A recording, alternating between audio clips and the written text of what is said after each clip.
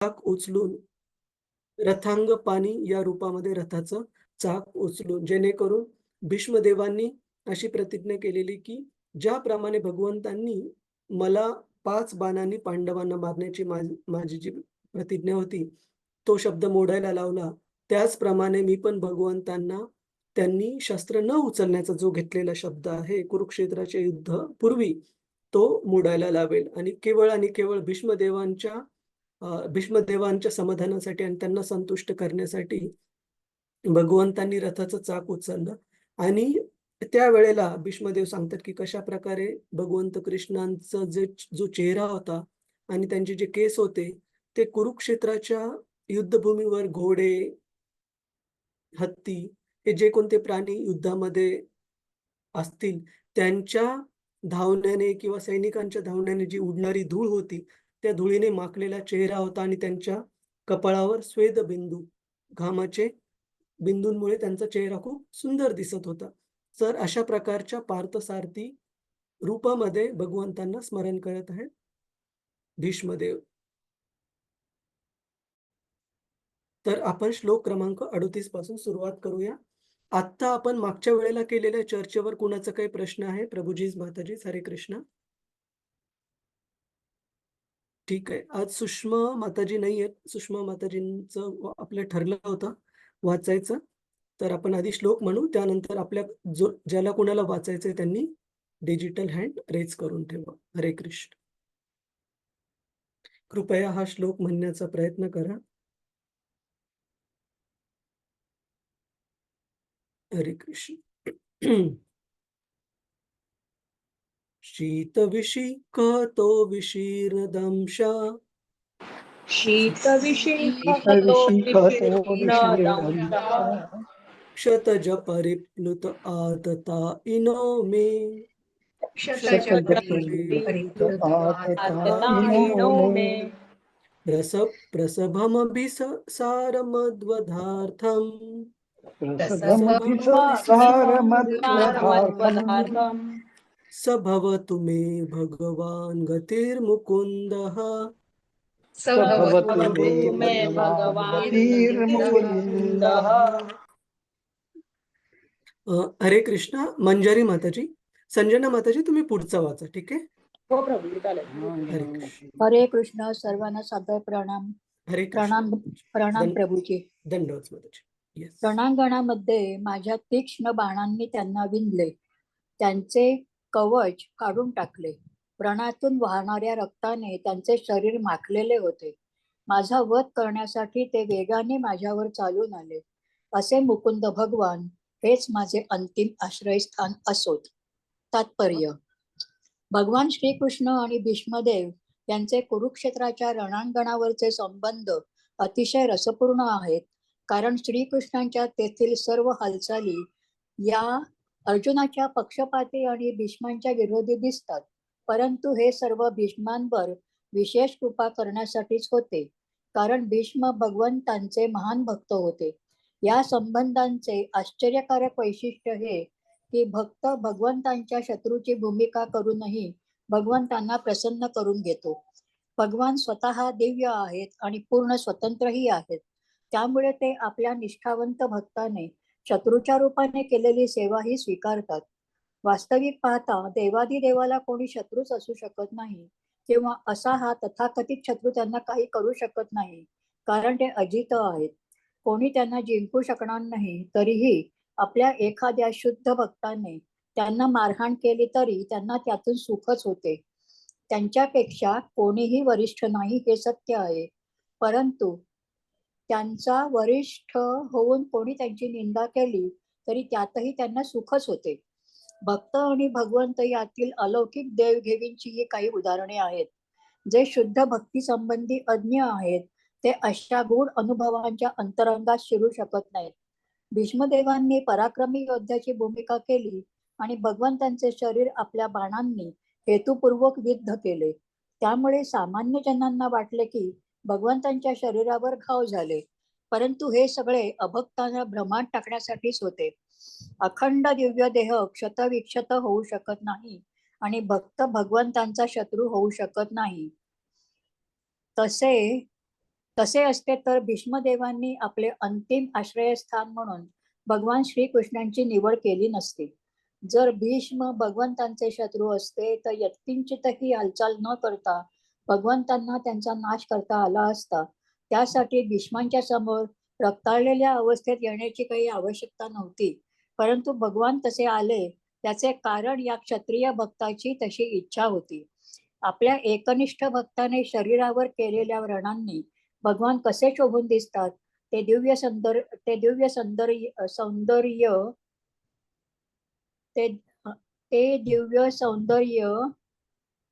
भीष्मांना भीष्मांना अनुभवायचे होते.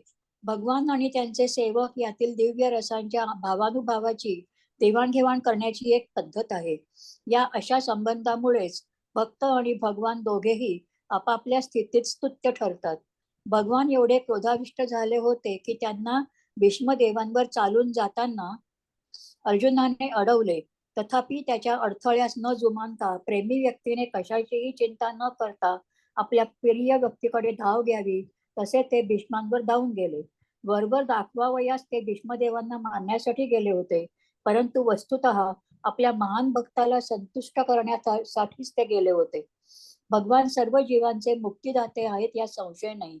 निर्गुणवादी लोक त्यांच्याकडून मोक्षाची अपेक्षा करतात आणि त्यांच्या इच्छेप्रमाणे भगवान त्यांना मोक्ष देतातही. परंतु या ठिकाणी भीष्मदेवांना मात्र भगवंतांच्या सगुण दर्शनाचीच इच्छा होती. सर्व निष्ठावंत भक्तांची तशीच आकांक्षा असते. धन्यवाद. हरे कृष्ण. हरे कृष्ण. श्रील धन्यवाद. प्रभुपाद की जय. प्रभुपाद की जय. जय. तर इथे आपण बघतो की कशा प्रकारे भगवंत आणि त्यांचे शुद्ध भक्त भीष्मदेव यांच्यातलं आदान प्रदान व्यक्त केलंय. तर असं सांगितलं जातं की भगवंतांना कोणत्याही रूपामध्ये केवळ आणि केवळ त्यांचा भक्त संतुष्ट करू शकतो. एका भक्ताच्या रूपामध्ये, मित्राच्या रूपामध्ये, आई वडिलांच्या रूपामध्ये, कोणत्याही जवळच्या नातेवाईकाच्या रूपामध्ये किंवा अक्षरशः सो कॉल्ड म्हणजे बाहेरून दिसणाऱ्या रूपामध्ये, शत्रूच्या रूपामध्ये पण केवळ आणि केवळ भक्तच भगवंतांना संतुष्ट करू शकतो. त्यामुळेच आपण बघतो भागवतामध्ये जय विजय यांची लीला की कशा प्रकारे भगवंतांना ज्यावेळेस वीर्यरस अनुभवायचा असतो या पृथ्वी लोकावर, त्यावेळेस ते त्यांचे भक्तच या पृथ्वी लोकावर 3 जन्मांसाठी असुरांच्या रूपामध्ये येण्याची योजना आखतात. म्हणजे भगवंतांचे जे नातेसंबंध किंवा नातेसंबंध म्हणजे कुटुंबातले नाते नव्हे, तर भगवंतांचे जे आदान-प्रदान करण्याचे नातेसंबंध आहेत, ते सर्व आदान-प्रदान केवळ आणि केवळ त्यांच्या भक्तांच्या सोबत भगवंतांचं होतं. म्हणजे भक्तच भगवंतांच्या वेगवेगळ्या भूमिका निभावतात. त्यांच्या आईची भूमिका, त्यांच्या वडिलांची भूमिका, त्यांच्या सख्यांची भूमिका, त्यांच्या प्रेमिकांची भूमिका किंवा त्यांच्या बाहेरच्या रूपात दिसणाऱ्या शत्रूची भूमिका पण. जशी इथे भीष्मदेव निभावत होते. परंतु ही भूमिका निभावताना भागवत आपल्याला सांगतं की भगवंत कशा विशेष प्रकारे वागत होते, ते केवळ आणि केवळ भीष्मदेवांना कळत होतं आणि भीष्मदेव कशा विशेष प्रकारे भगवंतांसोबत आदान-प्रदान करत होते, त्यांना प्रसन्न करण्यासाठी हे केवळ आणि केवळ भगवंतांनाच दिसत होतं किंवा समजत होतं. आणि भागवत सांगतं आपल्याला की अशा प्रकारचं हे जे आदान-प्रदान आहे शुद्ध भक्ताचं आणि भगवंतांचं, ते सामान्य जनांना भ्रमात टाकतं. म्हणजे गैरसमज होतात लोकांचे की एकतर लोकांचा असा गैरसमज होऊ शकतो की भगवंत भीष्मदेवांवर चाल करून जात आहेत रथांग पाणी रूपामध्ये. याचा अर्थ भीष्मदेव काही भगवंतांचे शत्रू आहेत का? पण भागवत सांगतं, जर भगवंतांचे शत्रू असले तर भगवंतांना आपल्या शत्रूला मारण्यासाठी हातामध्ये चाक घेऊन जाण्याची गरज नाहीये.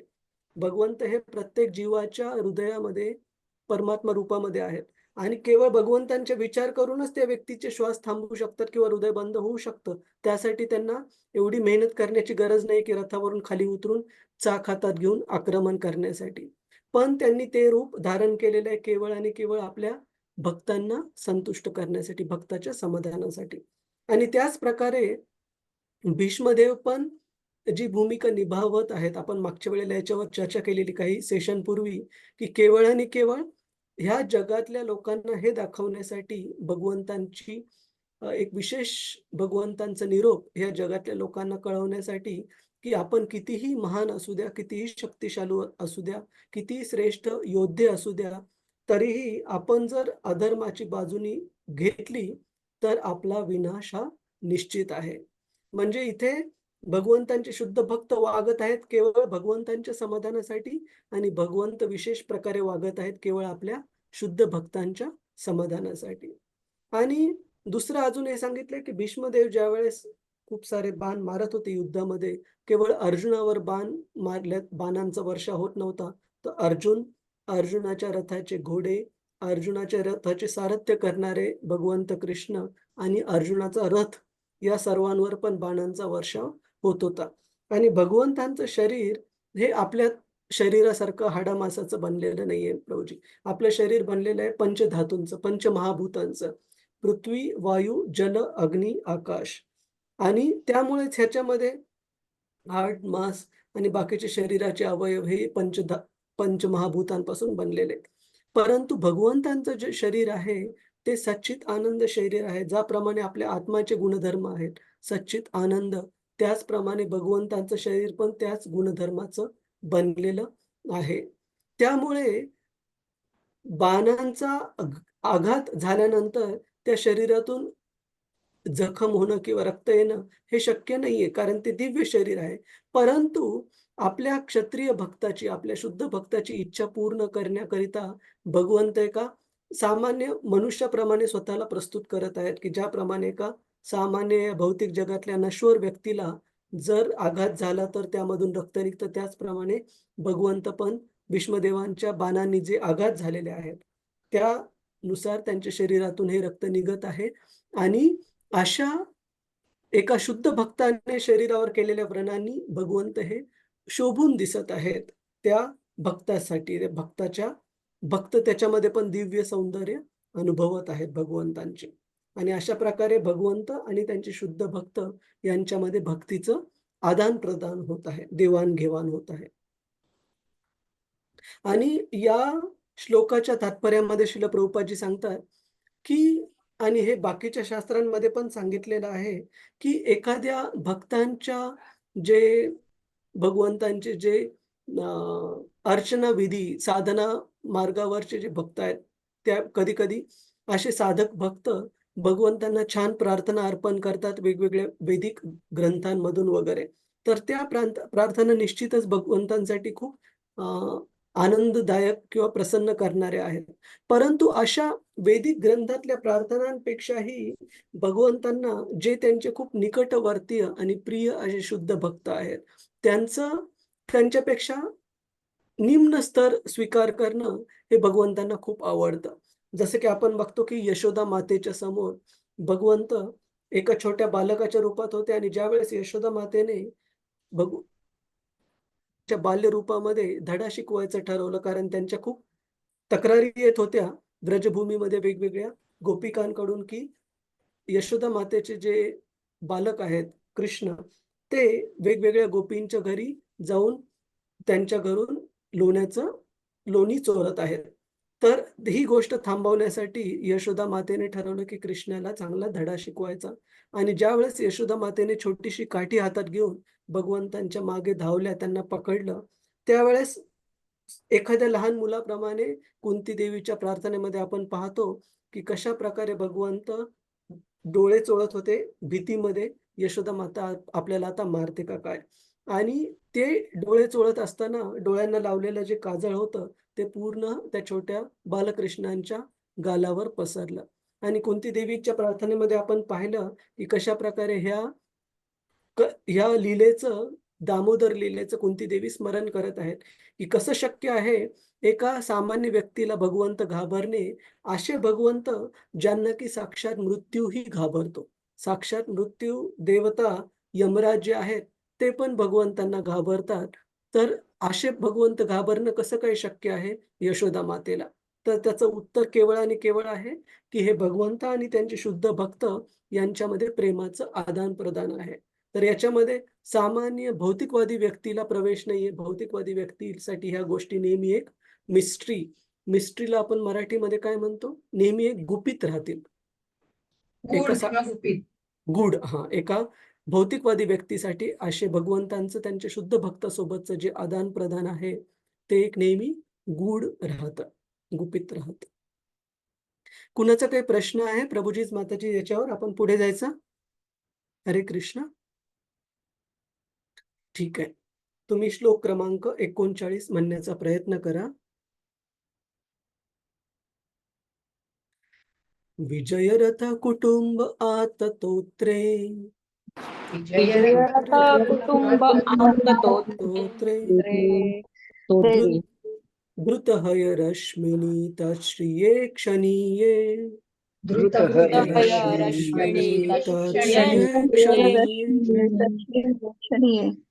भगवती रतिरस्तु मे मुमूर्षोर् भगवतीरस्तु मे मुमुर्षोः यमिह निरीक्ष हता गता स्वरूपम् यमिह निरीक्ष संजना माताजी हरे कृष्ण. हरे कृष्ण प्रभूजी. प्रभूजी तात्पर्य आणि अनुवाद दोन्ही वाचतो. हा हरे प्रभूजी. हरे कृष्ण. हरे कृष्ण. ज्यांनी आपल्या उजव्या हातात चाबूक घेतला आहे आणि डाव्या हातात लगामाच्या दोऱ्या धरल्या आहेत, कोणत्याही परिस्थितीत अर्जुनाच्या रथाचे संरक्षण करण्यासाठी जे निर्तिशय काळजी घेत आहेत, त्या भगवान श्रीकृष्णांच्या ठायी माझ्या चित्ताची एकाग्रता होईल. ज्यांनी रणक्षेत्रावर त्यांना पाहिले ते मृत्यूनंतर आत्मरूपाला प्राप्त झाले. आता मृत्यू समय माझे सर्व लक्ष तेथेच गुंतून राहो. तात्पर्य: परमेश्वराच्या शुद्ध भक्ताला नेहमीच असे जाणवते की परमेश्वर आपल्या अंतःकरणातच नित्य उपस्थित आहे, कारण आपल्या भक्तीमुळे तो परमेश्वराशी दिव्य संबंधाने जोडलेला असतो. अशा शुद्ध भक्तास परमेश्वराचा क्षणमात्रही विसर पडणे अशक्य असते. यालाच इंद्रियातीत अलौकिक अवस्था असे म्हणतात. योगी पुरुष आपली सर्व इंद्रिय विषयापासून निरोधून आपले चित्त परमात्म्याच्या ठायी एकाग्र करतो आणि या मार्गाने अंततः समाधी अवस्था प्राप्त करून घेतो. भक्त मात्र भगवंतांच्या श्रीमूर्तीचे नित्य ध्यान करतो आणि त्यांचे पवित्र नाम, त्यांचे गुण, त्यांच्या लीला यांचे नित्य स्मरण करीत राहतो व या प्रकारे सहज रीतीने समाधीस्थ होतो. त्यामुळे योगकर्मी व भक्त यांची एकाग्रता एकाच पातळीवरची नसते. योग मार्गीयांची एकाग्रता ही काहीशी यांत्रिक, निरस, तर भक्ताची एकाग्रता स्वाभाविक प्रेमातून आणि उत्स्फूर्त ओढीतून निर्माण होते. भीष्मदेव शुद्ध भक्त होते आणि स्वतः सैनिकी अधिकारी असल्याने ते नेहमी भगवंतांच्या रणांगणावरच्या अर्जुनाच्या रथाचे सारथ्य करीत असलेल्या पार्थसारथी रूपाचे ध्यान करीत असत. त्यामुळे भगवंतांची पार्थाचे सारथ्य करण्याची ही लीलाही अमर झाली. घड्याळाचे काटे जसे एका बिंदूपासून दुसऱ्या बिंदूकडे सतत फिरत असतात, तशा भगवंतांच्या लीला सुद्धा अगदी कंसाच्या कारागृहात अवतार घेण्यापासून ते अखेरच्या मौशल लीलेपर्यंत एकामागून एक विश्वातून निरंतर फिरत असतात. या लीलांमध्ये सहभागी असलेले पांडव आणि भीष्म यांसारखे भक्त त्यांचे नित्य सहचर असतात. त्यामुळे भगवंतांचे पार्थसारथी हे सुंदर रूप भीष्म कधीच विसरू शकत नाही की अर्जुनालाही ते रूप पाहता आले नाही. सारथ्य करताना अर्जुन त्यांच्या पाठीमागे होता आणि भीष्म भगवंतांच्या त्या सुंदर रूपाला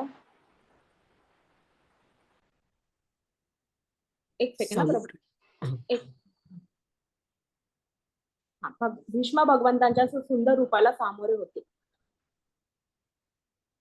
भगवंतांच्या सैनिकी आविर्भावाचा विचार करता अर्जुनापेक्षा भीष्मांनीच ते अधिक रुचीने अनुभवले होते. कुरुक्षेत्राच्या रणांगणावर सर्व सैनिक आणि इतर जणांनी सुद्धा भगवंतांना समोरासमोर पाहिले. ही भगवंतांची त्यांच्यावर केवढी कृपा होती.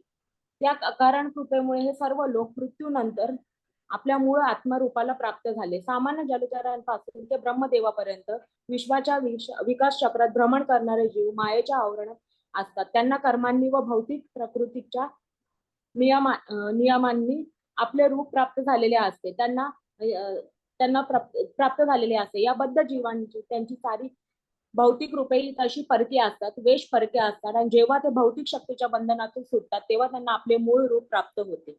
निराकारवादी तत्वज्ञ भगवंतांच्या निराकार ब्रह्मज्योतीची प्राप्ती करू इच्छितात, परंतु जे आत्मे भगवंतांचे चिंतन स्फुल्लिंग विधिनांश आहेत त्यांचे ते हिताचे नाही, कारण निराकारवादी पुन्हा अधपतित होतात आणि भौतिक स्वरूप प्राप्त करतात. असे रूप आत्म्याच्या दृष्टीने मिथ्या असते. भक्तांना आत्म्याच्या मूळ स्वभावानुसार वैकुंठात किंवा गोलोकात भगवंताप्रमाणे द्विभुज अथवा चतुर्भुज रूप प्राप्त होते.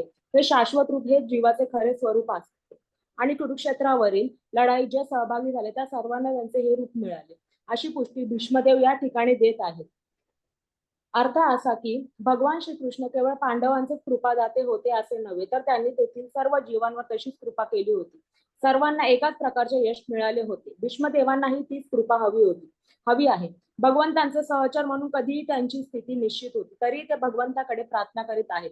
निष्कर्ष असा की मृत्यूच्या वेळी जो कोणी भगवंतांचे अंतर्यामी अथवा बाहेर दर्शन करू शकतो, तो त्यांच्या स्वरूपाला प्राप्त होतो. ही जीवनाची परम संसिद्धी होय. हरे कृष्ण प्रभुजी, धन्यवाद. धन्यवाद मदर. श्रील प्रभुपाद की जय.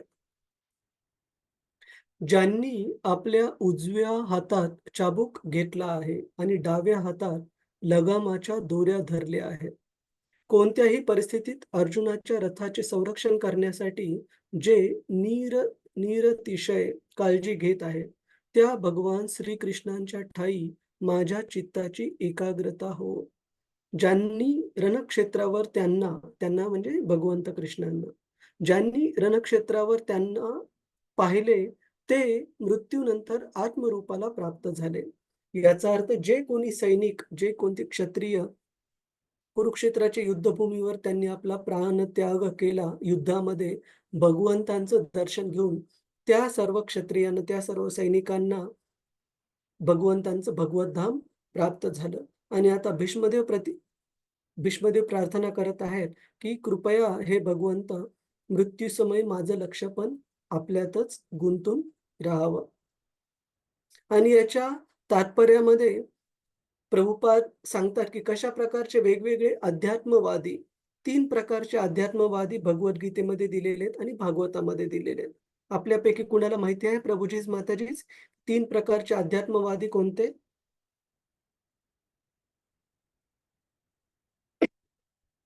येस प्रभुजीज माताजीज, प्रयत्न करा, चुकलं तरी हरकत नाही. तिन्हीपैकी कोणते एका प्रकारचे अध्यात्मवादी कोण आहेत? ते एक हरे कृष्ण प्रभूजी, एकत्वेन पृथक्वेन तेच आहेत का? हां, बरोबर आहे. खूप म्हणजे अर्ध बरोबर आहे उत्तर. एकत्वेन म्हणजे जे भगवंतांना एकच रूपामध्ये जे सर्व ठिकाणी वास करतात, म्हणजे ब्रह्मन रूपामध्ये जाणतात, ते झाले ब्रह्मवादी. पहिल्या घटकातले पहिला अध्यात्मवाद्यांचा ग्रुप. दुसरा ग्रुप आहे परमात्मावादी. ब्रह्मन, परमात्मा आणि भगवान हे भगवंतांचे 3 वेगवेगळ्या प्रकारे जाणून घेण्याचे स्तर आहेत. तर भागवतामध्ये सांगितलंय पहिल्या अध्यायाच्या 2ऱ्या स्कंदामध्ये आपण पाहिलं की ब्रह्मन स्तर म्हणजे उदाहरणार्थ भागवतात उदाहरण देतात श्रील प्रभुपाद, एक डोंगर जो आपण दुरून पाहत आहोत. एक डोंगर ज्यावेळेस आपण दुरून पाहत आहोत, त्या डोंगरावर जर खूप झाडी वगैरे असतील, तर आपल्याला तो फक्त हिरवा डोंगर आहे असा दिसेल. परंतु आपण थोडं त्याच्या जवळ गेल्यानंतर आपल्याला दिसू शकतं, की अरे या डोंगरावर तर वेगवेगळ्या झाडी वगैरे आहेत, जेणे आपल्याला तो डोंगर हिरवा दिसत आहे. आणि आपण अजून जर त्या झाडांच्या जवळ गेलो, तर आपल्याला दिसू शकेल, की केवळ झाडी नाहीयेत, तर त्याच्या फांद्यांवर वगैरे राहणारे वेगवेगळे पक्षी आहेत किंवा वेगवेगळे प्राणी वगैरे आहेत, माकड वगैरे, हे पण आपल्याला कळू शकेल. परंतु आपण दुरून त्या डोंगराला पाहिलं, तर केवळ हिरवा डोंगर एवढंच दिसेल. पण त्याच्यावरची झाडं किंवा झाडावर राहणारे पशु-पक्षी, प्राणी आपल्याला काही दिसणार नाहीत. त्याचप्रमाणे भगवंतांना दुरून समजून घेण्याचं जी पद्धत आहे, ती आहे भगवंतांना ब्रह्मन रूपामध्ये, म्हणजे भगवंतांच्या शरीरातून जो निघणारा दिव्य प्रकाश आहे, जो पूर्ण आध्यात्मिक जगताला आणि भौतिक जगताला पण सूर्य आणि चंद्रमांच्या मार्फत प्रकाशमय करतो. तर असं सांगितलं जातं, की सूर्य हा पण आध्यात्मिक जगतातला जो ब्रह्मज्योतीचा प्रकाश आहे, तो परावर्तित करतो पृथ्वी आणि इतर ग्रहांवर. म्हणजे अंततः जो कोणी व्यक्ती सूर्याला जर सूर्यप्रकाशाच्या रूपात समजत असेल, की ज्यावेळेस सूर्यप्रकाशाचे किरण सकाळी आपल्या खिडकीतून आपल्या घरामध्ये येतात, तर त्या सूर्यप्रकाशाच्या किरणांना पण आपण काय म्हणतो? सूर्य वर आला. सूर्य वर आल्याचा अर्थ काय? आपण सूर्यकिरणांना सूर्याच्या रूपामध्ये संबोधित करत आहोत. तर ती भगवंतांना जाणण्याची ब्रह्मन अवस्था जी आहे, ती प्रिलिमिनरी म्हणजे एकदम निम्न स्तरावरची, एकदम बेसिक अवस्था आहे. भगवंतांना त्यांच्या शरीरातून निघणाऱ्या प्रकाशाच्या रूपामध्ये जाणणं. दुसरा भगवंतांना जाणण्याचा जो स्तर भागवतामध्ये दिला आहे, तो आहे परमात्मा रूपामध्ये. जे की भगवंत प्रत्येक मात्रेमध्ये, म्हणजे केवळ मनुष्यच नाही तर एक छोटीतली छोटी मुंगी असू द्या, छोट्यातला छोटा कीटक असू द्या, प्रत्येक जीवामध्ये भगवंत हे परमात्मा रूपामध्ये वास करत आहेत. आणि केवळ जीवामध्येच नाही तर आपण ब्रह्मसंहितेमध्ये पाहतो, अंडांतरस्थम परमाणु चयातरस्थम. ब्रह्मसंहितेमध्ये ब्रह्मदेव सांगतात की भगवंत हे प्रत्येक व्यक्तीत केवळ नाही आहेत, तर अंडांतरस्थम परमाणु, म्हणजे जे कोणते आपल्या आजूबाजूला जे कोणतं मॅटर आहे, फॉर एक्झाम्पल ही पाण्याची बाटली आहे. तर ही तुम्हाला कदाचित इथे दिसत नसेल कॅमेऱ्याच्या समोर. पण या पाण्याची बाटली जी की धातूची बनलेली आहे, अनेक साऱ्या धातूच्या कणांनी बनलेली आहे. त्या कणांमध्ये अनेक सारे अणू आणि रेणू आहेत. तर ब्रह्मसंहिता सांगते की त्या प्रत्येक अणुरेणूमध्ये पण भगवंत परमात्मा रूपामध्ये वास करतात. तर ही भगवंतांना जाणण्याची जी अवस्था आहे, की प्रत्येक व्यक्तीमध्ये, प्रत्येक गोष्टीमध्ये परमात्मा रूपामध्ये भगवंत स्थित आहेत. हा भगवंतांना जाणण्याचा झाला दुसरा स्तर. पहिला स्तर झाला ब्रह्म रूपामध्ये, दुसरा स्तर झाला परमात्मा रूपामध्ये आणि तिसरा स्तर आहे भगवान. भगवान रूप म्हणजे भगवंतांचं 2 हाताचं श्यामसुंदर रूप आहे. तर ब्रह्मन, परमात्मा आणि भगवान हे भगवंतांना जाणण्याचे 3 स्तर आहेत. आणि भक्तीमध्ये आपण कोणत्या भगवंतांच्या स्तराला महत्त्व देतो प्रभुजीज, माताजीज? आपण भगवान रूपाला. भगवान भगवान भगवान स्तराला. आपण हे म्हणत बसत नाही, की अहं ब्रह्मास्मी. म्हणजे भगवंतांचे जे अंगातून निघणारा प्रकाश किंवा प्रत्येक जीवमात्रामध्ये असणारं जे परमात्मा रूप आहे, त्यापेक्षा आपण भगवंतांच्या भगवान, पूर्ण पुरुषोत्तम भगवान कृष्ण श्यामसुंदर रूपाला आपण महत्त्व देतो. का? फरक काय आहे? की या श्यामसुंदर भगवंतांच्या रूपाबरोबर किंवा भगवंतांच्या अर्चविग्रह रूपाबरोबर आपण आदान-प्रदान करू शकतो. जसं की आपण भगवंतांचं जे अर्चविग्रह आहे त्यांना छान प्रकारे सजवू शकतो, त्यांना पोशाख घालू शकतो, त्यांना आपण भोग अर्पण करू शकतो. परंतु ब्रह्मवादी हे भगवंतांसोबत अशा प्रकारची सेवा करू शकत नाहीत, आदान-प्रदान करू शकत नाहीत. तर हे जे सिद्धांत आहेत प्रभुजीज, माताजीज, थोडंसं टेक्निकल वाटू शकेल आपल्याला, पण तुम्ही आपली जेवढी समजण्याची पात्रता आहे, तेवढं समजून घेण्याचा प्रयत्न करा. नाही समजलं तर पुन्हा विचारा, पुन्हा सांगण्याचा प्रयत्न करेन. परंतु ह्या बेसिक भक्तीचे सिद्धांत माहिती असणं खूप आवश्यक आहे. याच्यासाठी आवश्यक आहे, की या जगामध्ये भगवंतांचे मायावादी, ब्रह्मवादी असे खूप सारे अ, अध्यात्मवादी आहेत. जर आपल्याला हे भक्तीचे सिद्धांत क्लिअर नसतील, भगवंतांबद्दलचे सिद्धांत माहिती नसतील व्यवस्थित, तर थोडं काही आपण भगवंतांबद्दलचं वेगळं विवरण, वेगळं विश्लेषण जर ऐकलं, तर आपली मती ही कन्फ्यूज होऊ शकते, आपली बुद्धी कन्फ्यूज होऊ शकते. त्याच्यामुळे भक्तीचे सिद्धांत बेसिक माहिती असणं खूप खूप आवश्यक आहेत. हरे कृष्ण. आपल्या सगळ्यांना कळालं प्रभुजीज, माताजीज, ब्रह्मन काय आहे? परमात्मा काय आहे? भगवान काय आहेत?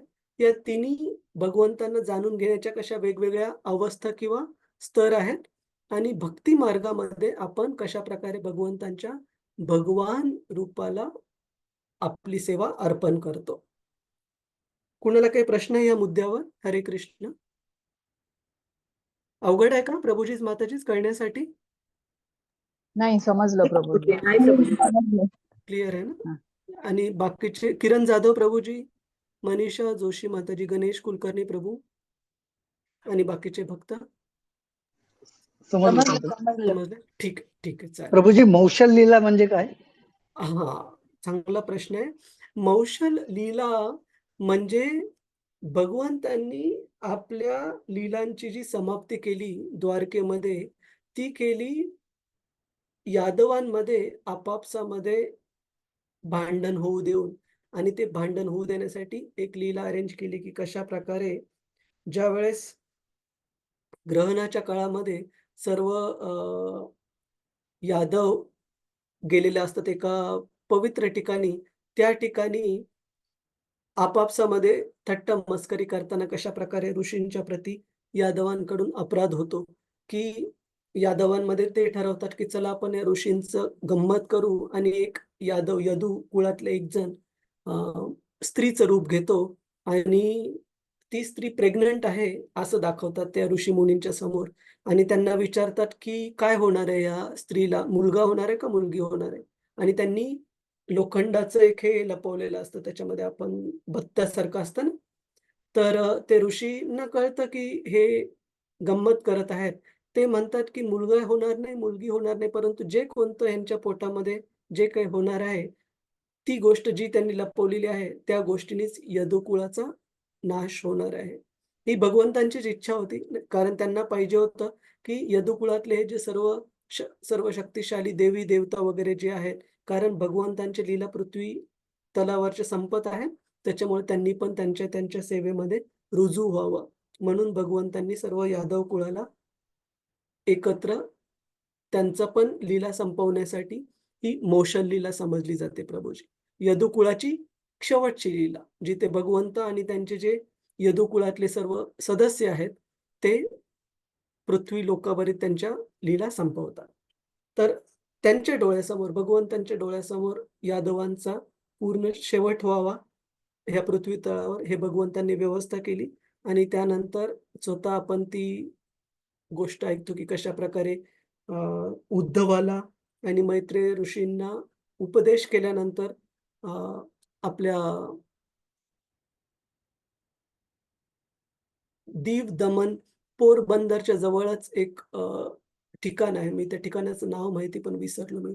जिथं भगवंतांनी आपली शेवटची लीला केली, की ते एका झाडाखाली बसलेले होते आणि एका शिकाऱ्याचा बाण लागतो त्यांच्या पायाला आणि त्यानंतर भगवंत आपल्या ह्या पृथ्वीलोकावरचे लीला संपवतात. तर त्याला मौशल लीला म्हटलं जातं प्रभूजी. ठीक आहे? तर हा शब्द आलेला आहे इथे तात्पर्यामध्ये, की भगवंतांच्या सुरुवातीची लीलापासून ते मौशल लीलेपर्यंत इथे सांगितलंय. अगदी कंसाच्या कारागृहात अवतार घेतल्यापासून ते अखेरच्या मौशल लीलेपर्यंत एकामागून एक विश्वातून निरंतर फिरत असतात. याचा अर्थ काय होतो, की भगवंतांच्या ज्या लीला आहेत प्रभूजीच, माताजीच, ह्या भौतिक जगतामध्ये खूप सारे ब्रह्मांड आहेत. जसं की आणि ह्या एकेका खूप साऱ्या ब्रह्मांडामध्ये, प्रत्येक ब्रह्मांडामध्ये पृथ्वी आणि पृथ्वीसारखे अनेक ग्रह आहेत. जसं की इंग्रजीमध्ये त्याला आपण गॅलेक्सी म्हणतो, की या ब्रह्मांडामध्ये जसं आपल्याला माहिती आहे, की पृथ्वी आहे, नंतर शनी आहे, गुरु आहे, बुध आहे, मंगळ आहे, चंद्र आहे. हे सर्व ग्रह ह्या ब्रह्मांडामध्ये, या गॅलेक्सीमध्ये आहेत. त्याचप्रमाणे दुसऱ्या ब्रह्मांडामध्ये सूर्य, चंद्र, पृथ्वी आणि बाकीचे अनेक विविध प्रकारचे ग्रह आहेत. तर असं सांगितलं जातं, की कोणत्या ना कोणत्या ब्रह्मांडामध्ये सतत भगवंतांच्या ह्या लीला घडत आहेत. कशासाठी घडत आहेत? जे बद्ध जीव आहेत त्यांना भगवत धामात आकर्षित करण्यासाठी. तर भगवंतांच्या सुरुवातीच्या म्हणजे एकदम कंसाच्या कारागृहात भगवंतांचा जन्म झाल्यापासून ते भगवंतांची जी शेवटची लीला होती पृथ्वीवर मौशल लीला, या सर्व लीला वेगवेगळ्या ब्रह्मांडामध्ये, वेगवेगळ्या ग्रहांवर होत आहेत नियमित. क्लिअर आहे प्रभुजीज, माताजीज? हरे कृष्ण. मौशल लीला काय आहे? अजून कुणाचा काही प्रश्न आहे? हरे कृष्ण. प्रभूजी हरे कृष्ण. हां, संजना माताजी. प्रभूजी जेव्हा भगवान श्रीकृष्णांचं जेव्हा ते गोपी आणि यशोदा माता त्यांचा सुद्धा जेव्हा या लीला संपल्या, कारण की ते सगळे सुद्धा एक देवतांचे अवतार वगैरे म्हणूनच काही काही ठिकाणी असे म्हणजे जे होते, काही देवांचे अवतार होते या काही असे दिव्य होते, तर त्यांचं पण जेव्हा लीला वगैरे संपले तेव्हा भगवंत स्वतः त्यांच्यासोबत त्यांच्या गोलोकधाममध्ये परत वास गेले कर. होते. करेक्ट. करेक्ट मत. तर यशोदा आणि नंद हे भगवंतांचे नित्य सहचर म्हणजे आध्यात्मिक जगतामध्ये पण ते भगवंतांच्या आई-वडिलांच्याच रूपात आहेत. तर भगवंतांचे नित्य सेवक आहेत. ते नित्यसिद्ध भक्त आहेत. ठीक हो आहे. प्रभू. आणि बाकीचे यदुवंशातले मिक्स होते. म्हणजे काही आध्यात्मिक जगतातले पण भगवंतांचे सहचर होते. काही देवी-देवतांनी पण यदुवंशामध्ये जन्म घेतला होता भगवंतांच्या लीलेमध्ये मदत करण्यासाठी. हो हरे प्रभूजी. कृष्ण. हरे कृष्ण. हरे कृष्ण. पण पुढचा श्लोक पाहू, जर कुणाचा काही प्रश्न नसेल तर. श्लोक क्रमांक 40. ललित गती विलास वल्गुहासा ललित गती विलास वल्हास प्रणय निरीक्षण कल्पितोरुमानः प्रणय निरीक्षण कृतम् अनुकृत वत्य उन्मदान्धा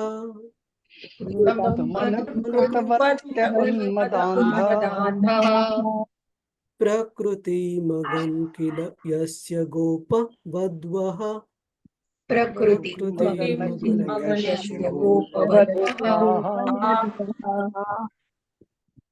हरे कृष्णा. कुणाला वाचायचं आहे? प्रभुजी मी वाचू का? हा, अलका माताजी. हरे कृष्ण. हरे कृष्ण. त्यांनी आपल्या मोहक विलासाने आणि प्रेमपूर्ण स्मिताने व्रजभूमीतील गोपांगणांचे चित्त आकर्षून घेतले. तसेच राजक्रीडेतून अंतर्धान झाले. गोपांगणांनी त्यांच्या वैशिष्ट्यपूर्ण विविध कृतींचे अनुकरण करण्यास प्रारंभ केला. अशा त्या भगवान श्रीकृष्णावर माझे चित्त स्थिर राहो.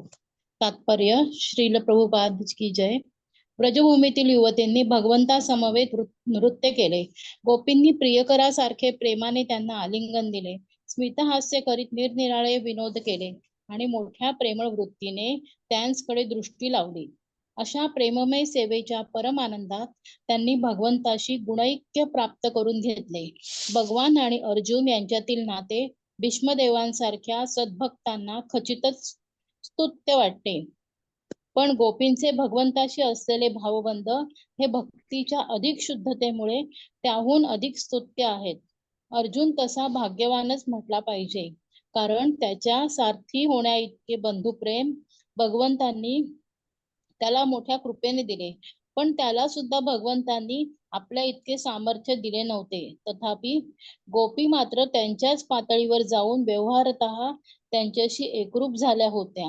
आता जीवनाच्या अखेरच्या अवस्थेत त्यांचाही कृपाप्रसाद आपल्याला लाभावा अशी त्यांचे स्मरण करण्यामागे भीष्मदेवांची आकांक्षा होती. शुद्ध भक्ताचा महिमा गायल्याने भगवान अधिक प्रसन्न होतात. हे तथ्य जाणून भीष्मदेवांनी केवळ तेथे जवळच असलेल्या अर्जुनाच्या कार्यांचाच गौरव केला असे नाही, तर समर्पित प्रेममय सेवेकारणे त्यांना प्रभूंनी अनेकानेक अद्वितीय संधी प्रदान केल्या. त्या गोपांगणांचेही स्मरण केले. गोपींची भगवंताशी आलेली ही समता म्हणजे निराकारवादी, ज्याला सायुज्य मुक्ती म्हणतात, ती मात्र नव्हे, हे लक्षात घेतले पाहिजे. ही समता एक पूर्णतम भाव आहे. येथे द्वंद्वाचा विषय संपलेला असतो, कारण दोघाही प्रेमींचे हितसंबंध एकरूपच असतात. हरे कृष्ण प्रभुजी. धन्यवाद. हरे कृष्ण. श्रील प्रभुपाद की जय. तर इथे भीष्मदेव आतापर्यंत भगवंतांच्या कोणत्या रूपाचं स्मरण करत आहेत? प्रभुजीज, माताजीज. पार्थसारथी. पार्थसारथी. पार्थसारथी या रूपाचं स्मरण करत आहेत. मग कुणाला वाटू शकतं की भगवंतांचं हेच रूप सर्वश्रेष्ठ आहे का? तर भीष्मदेव इथे त्यांच्या स्मरणातून दाखवत आहेत की नाही.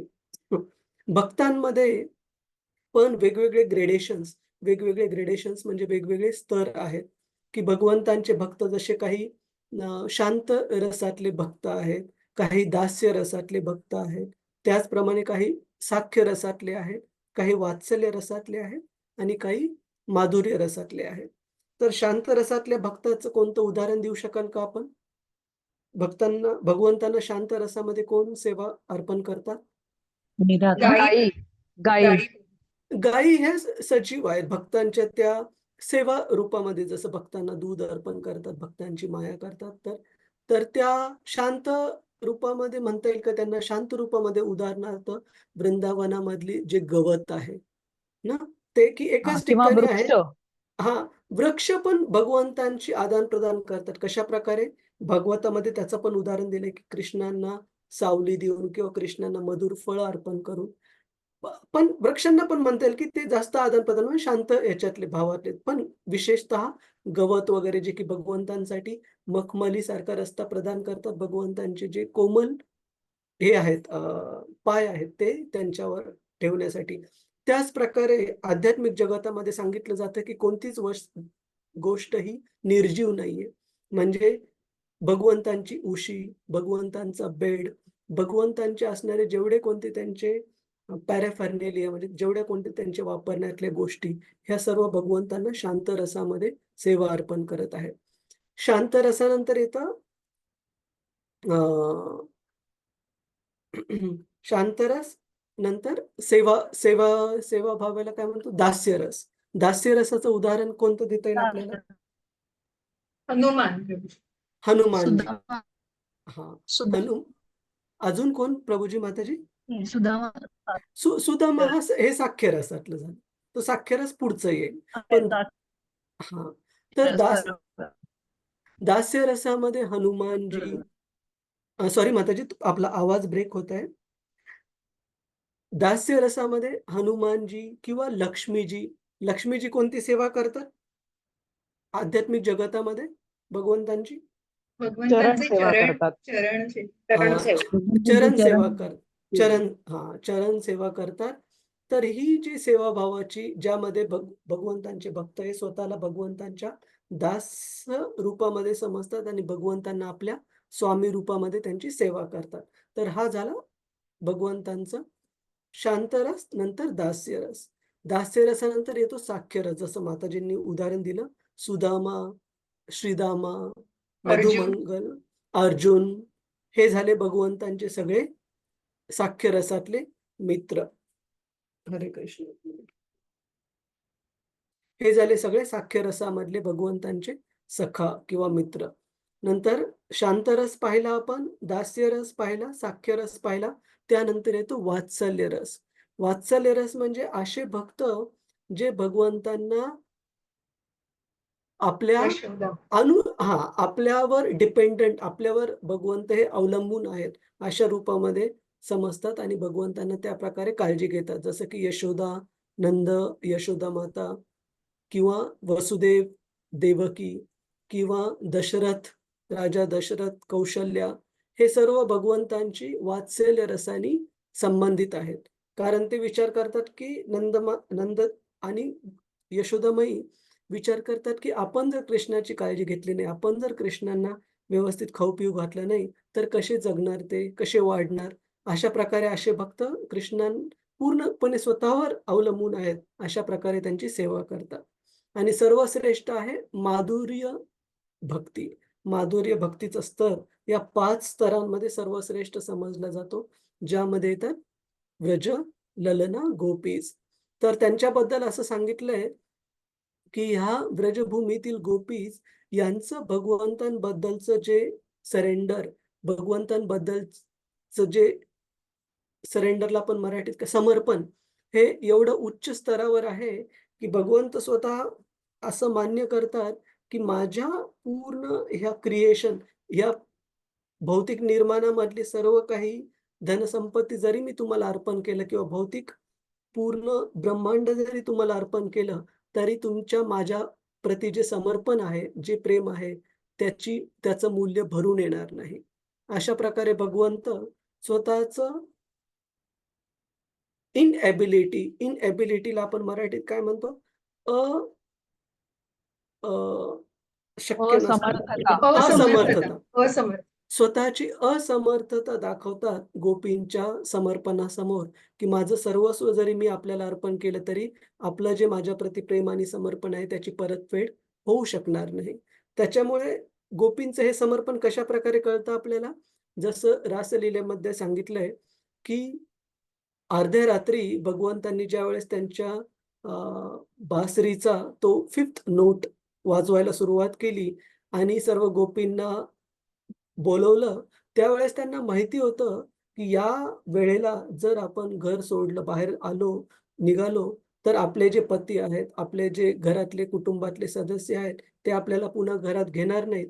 परंतु भगवंतांचं समर्पण गोपींचं एवढं होतं की त्यांनी कोणत्याही जगातल्या दुसऱ्या गोष्टीचा विचार न करता भगवंतांच्या केवळ आणि केवळ त्यांनी बोलवलं, त्यांच्या आनंदासाठी त्या गेल्या. आणि अशा काही गोपी ज्यांना की त्यांच्या कुटुंबातल्या व्यक्तींनी जाऊ दिलं नाही. असं सांगितलं जातं की ज्यावेळेस त्यांना खोलीमध्ये वगैरे कोंडून ठेवलं गेलं, त्यावेळेस त्यांनी त्यांचा देहत्याग करून आपल्या आत्म्याच्या रूपामध्ये त्यांनी रासलीलेमध्ये सहभागी झाल्या. म्हणजे हे समर्पण आहे गोपींचं. अजून एक उदाहरण देतो, त्याच्यावरून आपल्याला कळेल की गोपींचं जे भगवंतांबद्दलचं प्रेम होतं ते सर्वश्रेष्ठ का समजलं जातं. असं सांगितलं जातं की एकदा कृष्ण द्वारकेमध्ये राहत असताना नारद मुनींना हा प्रश्न होता, की गोपींचं जे भगवंतांबद्दलचं प्रेम आहे ते सर्वश्रेष्ठ का?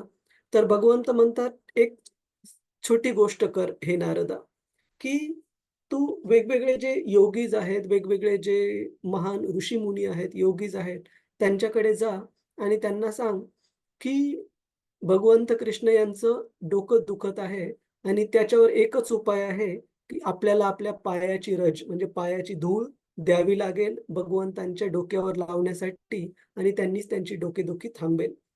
तर नारद मुनी जातात वेगवेगळ्या ऋषीमुनींकडे, वेगवेगळ्या योगींकडे आणि त्यांना सांगतात, की आपण आपल्या कृपया पायाची धूळ द्या, कारण भगवंत कृष्णांचं डोकं दुखत आहे आणि त्यांच्या डोक्यावर लावण्यासाठी धूळ पाहिजे, जेणेकरून त्यांची डोकेदुखी थांबेल. आणि योगीज, महान ऋषीमुनी धूळ देण्यासाठी आपल्या पायाची तयार होत नाहीत. ते नारद मुनींना सांगतात, की आम्ही जर आमच्या पायाची धूळ दिली तुम्हाला आणि ती जर धूळ भगवंतांच्या डोक्याला लागली, तर आम्हा सगळ्यांना नरकात जावं लागेल. तर नारद मुनी म्हणतात, "ठीक आहे." आणि त्यानंतर भगवंत नारद मुनींना सांगतात, की "तू आता जा आणि गोपींना विचार ब्रजभूमीतल्या, की तुमच्या पायाची धूळ द्या, कृष्णाचं डोकं दुखत आहे." ज्यावेळेस नारद मुनी ब्रजभूमीमध्ये त्या गोपींकडे गेले, की "कृपया आपण आपल्या पायाची धूळ द्या, कृष्णाचं डोकं दुखत आहे." तर गोपींनी लगेच आपले पाय यमुनेच्या पाण्यामध्ये भिजवले, बाहेर येऊन मातीमध्ये पाय ठेवले, जेणेकरून धूळ भरपूर लागेल, चिटकेल आणि ती स्क्रॅप करून लगेच नारद मुनींना एका कपड्यामध्ये बांधून दिली. आणि नारद मुनींनी गोपींना म्हणाले, की "आपल्याला माहिती आहे का, की या धुळीचा एक कण जरी भगवंतांच्या डोक्याला लागला, तरी आपल्याला नरकात जावं लागेल." आणि सर्व गोपींनी म्हणाल्या, की "हो, आम्हाला माहिती आहे आणि आम्ही नरकामध्ये राहिलेल्या पूर्ण अनंत काळासाठी तिथलं यातना भोगण्यासाठी, नरक यातना भोगण्यासाठी आम्ही तयार आहोत. जर ह्या गोष्टीमुळे, ह्या पायाच्या धुळीमुळे भगवंतांना एका क्षणासाठी जरी छान वाटत असेल, त्यांची डोकेदुखी थांबत असेल, तर ती एका क्षणासाठी डोकेदुखी थांबवण्यासाठी, अनंत काळासाठी नरकातला यातना भोगण्यासाठी आम्ही तयार आहोत." तर त्यावेळेस नारद मुनींना भगवंतांनी सांगितल्याप्रमाणे गोपींचं जे समर्पण आहे भगवंतांबद्दलचं ते कळालं. तर याच एका कारणाने या शुद्ध भक्तांच्या वेगवेगळ्या स्तरांमध्ये अर्जुन जे आहेत ते साख्य रसामध्ये आहेत आणि ज्या व्रजभूमीतल्या ज्या गोपीज आहेत त्या माधुर्य स्तरावर आहेत, माधुर्य रसामध्ये आहेत. क्लिअर आहेत प्रभुजीस माताजीचे 5 स्तर कोणते? वेगवेगळे उदाहरण आपण जे पाहिले त्यांचे 5ही स्तरांचे? हो, समजलं हो प्रभूजी. प्रभूजी. ठीक, ठीक. आणि ह्या काही-काही गोष्टी आपण ना नोट डाउन करत जा. मग जेणेकरून आपण विसरणार नाही. 5 स्तर कोणते? त्यांचे एक-एक उदाहरणं कोणते? हे भक्तीचे महत्त्वपूर्ण सिद्धांत आहेत. तर आपला पुढचा श्लोक आहे श्लोक क्रमांक 41 जो आपण पुढच्या सेशनमध्ये चर्चा करू. हरे कृष्ण. ठीक आहे. आज जी चर्चा केली आपण त्याच्यावर कुणाचा काही प्रश्न आहे? काही टीका टिप्पणी आहे का? हरे कृष्ण. प्रभूजी मला एक प्रश्न आहे. हां. प्रभूजी जे भगवान श्रीकृष्ण जे आहे ते प्रत्येक जे युगामध्ये असा अवतार म्हणून घेत नाही ना, त्यांच्या जागी विष्णूजी अवतार घेऊन येतात ना, तरी हो, हो, हो हो. आणि यावेळी जेव्हा 28वा द्वापर युग होतं तेव्हा भगवान श्रीकृष्ण स्वतः त्यांच्या धामातून आलेले अवतार घेऊन हो. राधाकृष्णी सोबत. तर प्रभूजी असं विशेष काय होतं यावेळी जे मागील युगात नव्हतं?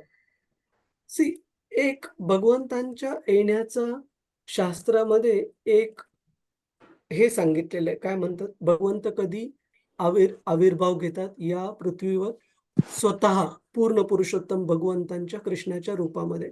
आपल्याला नोटपॅड दिसत आहे का? नाही तर मी 1 मिनिट पुन्हा शेअर करतो. 1 मिनिट थांबा. हां, आता दिसेल. नोटपॅड दिसत आहे आपल्याला? माताजी? तर हरे हो, कृष्ण. दिसतंय. हो ओके, ओके. प्रभूजी. दिसतंय. तर ब्रह्मदेवांच्या एका दिवसामध्ये सांगितलं जातं की 1000 दिव्य युगांचे सायकल होतात. इज इक्वल टू 1 डे म्हणजे 12 hours ऑफ लॉर्ड ब्रह्मा. आणि ह्या दिव्य युगाला काय समजलं जातं की 4 युगांचा मिळून, म्हणजे त्याच्यामध्ये आलं कलियुग, ठीक आहे, आपण पहिलं सत्ययुग, त्रेतायुग, द्वापार युग आणि कलियुग. आणि यांचे पण वर्ष दिलेले आहेत भगवद्गीतेमध्ये. जसं की कलियुग आहे 4,32,000 वर्ष, त्याच्या दुप्पट आहे द्वापार युग, कलियुगाच्या 3 पट आहे त्रेतायुग आणि 4 पट आहे सत्ययुग.